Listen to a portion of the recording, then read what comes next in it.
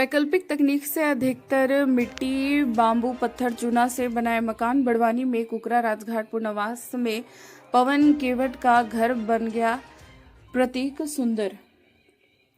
बड़वानी के कुकरा राजघाट पुनर्वास क्षेत्र में पवन केवट ने मिट्टी, बांस, पत्थर और चूने जैसी प्राकृतिक सामग्री से वैकल्पिक तकनीक से सुंदर घर बनाया है। यह पहल बढ़ते रेत सीमेंट उपयोग और पर्यावरण नुकसान के बीच टिकाऊ निर्माण का उदाहरण है। आर्किटेक्ट अनूप रंगोले, दीक्षा बहन व अन्य साथियों के मार्गदर्शन में बने इस घर को कलाकार संजय भोसले के आकर्षक चित्रों से सजाया। नर्मदाई नाम दिए गए इस घर का उद्घाटन सामाजिक कार्यकर्ताओं और ग्रामीणों की मौजूदगी में हुआ, जहां पर्यावरण अनुकूल निर्माण को बढ़ावा देने का संदेश दिया गया। पवन केवट, जो 2019 में सरदार सरोवर डूब प्रभावितों की मदद कर चुके हैं, उनके इस प्रयास की सभी ने सराहना की। सरदार सरोवर विस्थापितों के पुनर्वसाहट में नर्मदा किनारे खड़े हैं। इस पुनर्वसाहट के साथ 83 पुनर्वसाहटें मध्य प्रदेश में बनी हैं, लेकिन इस वसाहट में पवन केवट, जिसकी आज शादी भी शुरू हो रही है, लेकिन ये एक ऐसा नाविक रहा है कि जिसने जब डूब आई बड़ी 2019 में, तब राजघाट के बहुत से लोगों को, उनके सामानों को बचाया था। आज भी वो केवट ही है, पर अपने परिवार में कुछ अकेला है और बाकी सब परिवार के जन उसके साथ हैं।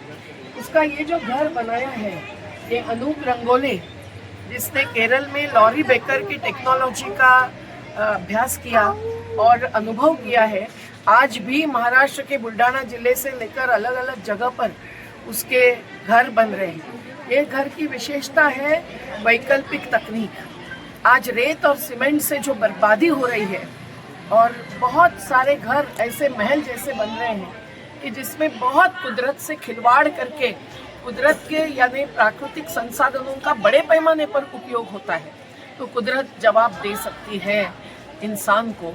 हिमालय पिघला सकती है, अरावली धंस सकता है, जोशीमठ खत्म होता है और नदियाँ भी बर्बाद हो रही है। आज जो नर्मदा की हालत है वो भी हमको देखना जरूरी है। तो आज पवन केवट का ये घर, दीक्षा बहन जो गोवा की एक वयस्क आर्किटेक्ट है, उसने भी बहुत वैकल्पिक विकास पर काम किया है।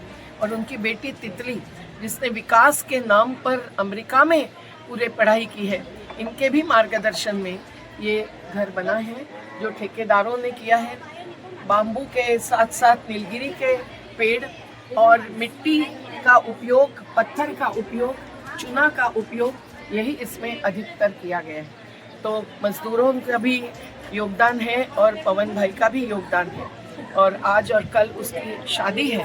तो हम तो चाहते हैं कि दुनिया इससे प्राकृतिक संपदा को बचाने का संदेश ले ले और अपने भी परिवार के जो भी घर या निर्माण कार्य करना है, उसमें कुदरत बचाने के लिए ज़्यादा से ज़्यादा कोशिश करें। आज ये जो रंगीन काम किया है, ये संजय भोसले नाम के खेतिया में रहने वाले एक ग्रामीण कलाकार ने किया है, जो भी प्रकृति को बहुत मानता है। और उसने धरती आबा यानी बिरसा मुंडा को यहाँ चितारा है, नदी को चितारा है, पंछी है, पशु है, केवटों की नाव चल रही है, जंगल है। ये सब हमारे जीवन का आधार है।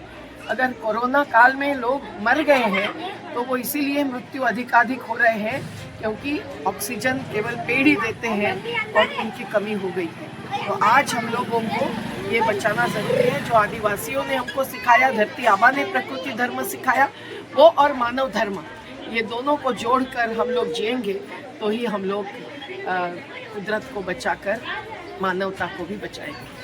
जिंदाबाद। अब एक छोटी